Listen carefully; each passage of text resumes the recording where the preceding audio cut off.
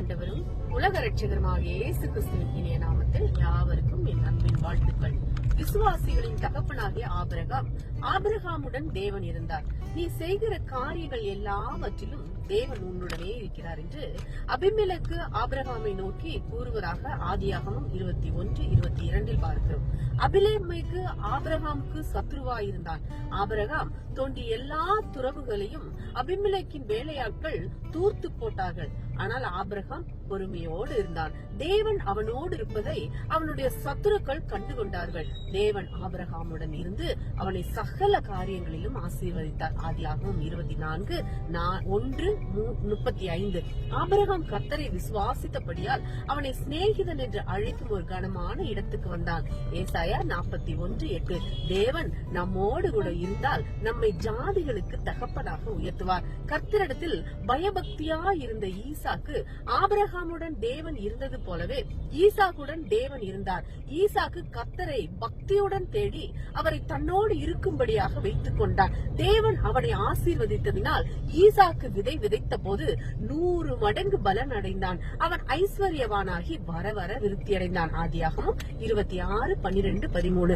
அவன் மகா பெரியவனானான். முதலாவது தேவனுடைய ராஜ்யத்தையும் அவருடைய நீதியும் தேடும் போது ஐஸ்வர்யம் தானாக தேடி வரும். ஆவிக்குரிய பிரகாரமாகவும் பொருளாதார நிலையிலும் ஈசாக்கு ஐஸ்வர்யவானாக காணப்பட்டான். தம்மை தேடுகிறவர்களுக்கும் தேடாதவர்களுக்கும் வித்தியாசம் உண்டு என்பதை தேவன் நிரூபிப்பார். நிச்சயமாய் கர்த்தர் உம்மோட கூட இருக்கிறார் என்று கண்டோம் என்று அவனுடைய சத்துருக்கள் அவனை குறித்து சாட்சி கூறினார்கள். தேவன் நம்மோட கூட இருப்பாரானால் நமது கையின் பிரயாசங்களை ஆசீர்வதிப்பார். ஆபிரகாமுடன் இருந்தது போலவே ஈசாக்குடன் தேவன் இருந்து அவனை ஆசீர்வதித்து அவன் சந்ததியை பெருக பண்ணினார். ஆதியாகமம் 26:24.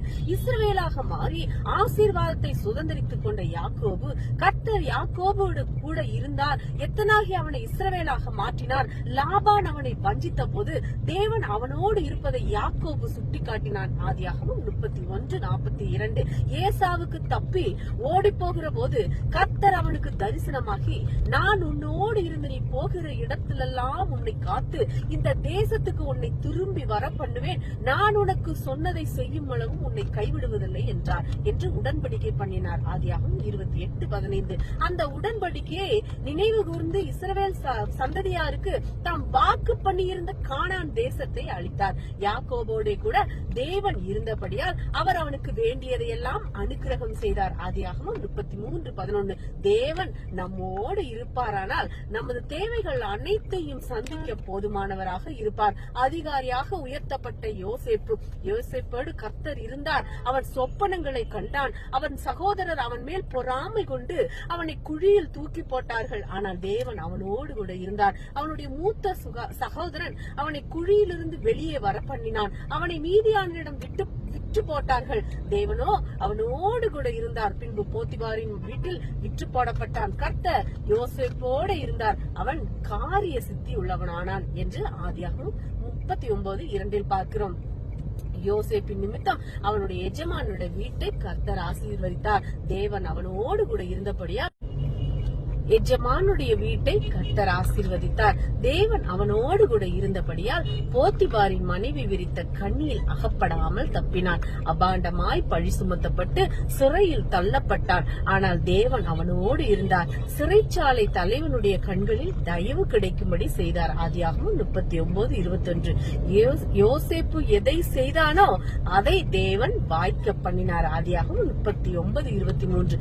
தேவன் நம்மோடு இருப்பாரானால் நாம் செய்யும் காரியங்களை வாய்க்க பண்ணுவார். மனுஷர் கண்களில் தயவு கிடைக்க பண்ணுவார். கர்த்தருக்காக வைராக்கியம் கொண்ட ஷாத்ராக் மேஷாக் ஆபேத்நேகோ ராஜா நிறுத்தின பொற்றிலையை பணிந்து கொள்ளாததினால் அக்கினி சூளையில் போடப்பட்டார்கள். தேவனுக்காக பக்தி வைராக்கியம் கொண்டவர்களாக இருந்தார்கள். தேவன் அவர்களோடு இருந்து அவர்களை விடுவித்தார். தேவன் அக்கினி சூளையின் மத்தியில் நம்முடைய தாசர்களோடு உலாவிக் கொண்டிருந்தார். தானியேல் 3:25. அக்கினி பரீட்சைகளின் நடுவே நாம் செல்லும் போது தேவன் நம்மோடு இருந்து நம்மை விடுவிக்க போதுமானவராக இருப்பார். ஷாத்ராக் மேஷாக் ஆபேத்நேகோ விசுவாசத்தினால் அக்கினியின் உக்கிரத்தை அவித்தார்கள். எபிரேயர் 11:34. தேவ பிள்ளைகள் அக்கினி சூளைக்குள் இறங்குவதற்கு முன்பே தேவன் இறங்கி விட்டதால் தான் அக்கினியின் மனம் அவர்கள் மேல் வீசவில்லை. பாடுகள், நிந்தைகள், அவமானத்துக்காக தேவனை துதிக்க வேண்டும். அக்கினி சூளை தேவதாசர்களை குறித்து சாட்சி கொடுக்க வைத்தது. நேபுகாத்நேச்சர் ஆண்ட நாடுகளில் கர்த்தரே மெய்யான தேவன் என்று பிரகடனம் செய்யப்பட்டது. மரண இருளின் பள்ளத்தாக்கில் நடந்தாலும் தேவன் நம்மோடு கூட இருப்பார். பாபிலோன் மாகாணம் முழுவதுக்கும் அதிபதியாக உயர்த்தப்பட்ட தானியேலோடு கர்த்தர் இருந்தார். அவனுக்கு மனுஷனுடைய கண்களில் தயவும் இரக்கமும் கிடைக்கும்படி செய்தார். தானியேல் 1:9. மற்ற எல்லாரை பார்க்கிலும் 10 மடங்கு சமர்த்தனாக காணப்பட்டான். பாபிலோன் மாகாணம் முழுவதும் அதிபதியாக உயர்த்தப்பட்டான். தானியேல் 2:48. சொப்பனங்களை வியர்த்தி பண்ணுகிறதும் கருகலானவைகளை தெரிவிக்கிறதுமான அறிவும் புத்தியும் விசேஷித்த ஆவியும் அவனுக்கு கொடுக்கப்பட்டது. தானியேல் 5:12. தானியேல் 3 வேளையும் ஜெபம் பண்ணி கர்த்தரை தேடினபடியால் கர்த்தர் அவனோடு இருந்தார். அவனை குற்றம் கண்டுபிடிக்க பிரதானிகளும் தேசாதிபதிகளும் வகை தேடி யாதொரு காரியத்திலும் குற்றம் கண்டுபிடிக்க முடியாமல் போயிற்று. ராஜாவை பணிந்து கொள்ள தானியேல் மறுத்த விஷயத்தில் குற்றம் கண்டுபிடிக்கப்பட்டு சிங்க கெபியில் போடப்பட்டான். கர்த்தர் அவனோடு இருந்து சிங்கங்களின் வாயை அடைத்தார். அவனில் ஒரு சேதமும் காணப்படவில்லை. தானியேல் 6:23. கர்த்தர் தானியேலோடு இருந்தபடியால் அவனது காரியம் ஜெயமாயிருந்தது. தேவன் நம்மோடு இருந்தால் போதும். தானியேலை போல நம்முடைய காரியங்கள் ஜெயமாக மாற்றுவார். தேவன் நம்மோடு இருக்க நம்முடைய இருதயம் சுத்தமாக இருக்க வேண்டும். வெளிப்படுத்தல் 3:20 பார்க்கும்போது, இதோ வாசப்படியில் நின்று தட்டுகிறேன். ஒருவன் என் சத்தத்தை கேட்டு கதவை திறந்தால் அவனிடத்தில் நான் பிரவேசித்து அவனோடு போஜனம் பண்ணுவேன், அவனும் என்னோடு போஜனம் பண்ணுவான் என்று எழுதப்பட்டுள்ளது. தேவன் நமக்குள் வாசம் செய்து நமது இதய கதவை திறந்து அவரை வரவேற்போமாக. தேவன் நமக்குள் வாசம் செய்யும் போது நம்மை நிச்சயமாய் ஆசீர்வதித்து மற்றவர்களுக்கு பிரயோஜனமாக மாற்றுவார். தேவன் தாமே இந்த வார்த்தையின் மூலம் உங்களை ஆசீர்வதிப்பாராக. ஆமென். அல்லேலூயா.